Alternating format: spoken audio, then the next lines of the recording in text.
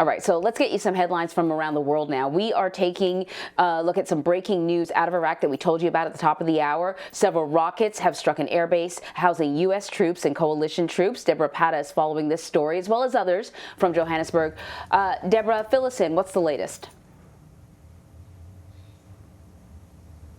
Well, good morning, Anne-Marie. Certainly a very worrying situation in Iraq, as this rocket attack comes just 2 days before Pope Francis is due to visit the country.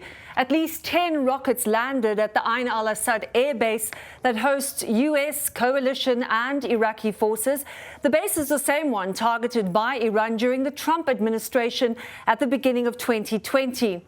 However, the Pope has confirmed his visit will go ahead despite the rocket strike and the deteriorating security in some parts of the country. This is the first attack since the U.S. said it had targeted Iran-aligned militia positions along the Iraq-Syria border last week, the first military action under President Joe Biden.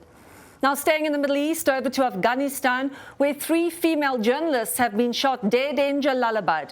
The 3 women, aged between 18 and 20, were recent high school graduates working at a local broadcaster.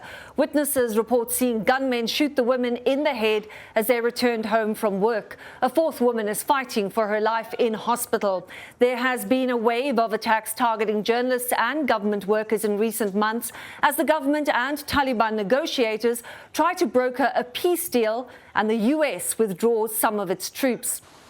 Now to Colombia, where tragically Panama's consul, Thelma Pinzon, her husband and another family member died after their car was swept away by a river in a rural part of the country, which has been battered by heavy rains. The 60-year-old diplomat's vehicle ran into trouble trying to cross the Frio River in an official car. They were trying to get to the safety of the hotel they were staying in, which could only be reached by crossing the water. 2 other passengers in the vehicle survived.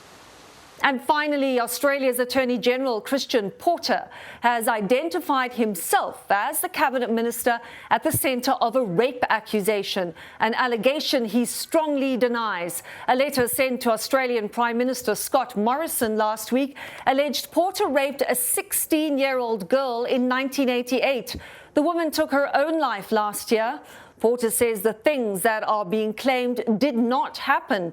The alleged victim reported her complaint to New South Wales police last year, but did not make a formal statement. The investigation was suspended after she died in June.